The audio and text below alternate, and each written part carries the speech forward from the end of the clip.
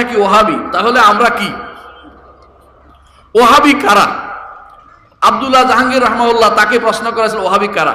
আমার এক ছাত্র প্রশ্ন করছে, তো তিনি বলছিলেন এই ওহাবি আমি আর তোমার উস্তাদ জাকারিয়া, এরা ওহাবি, আর তোমরা সবাই সুন্নি।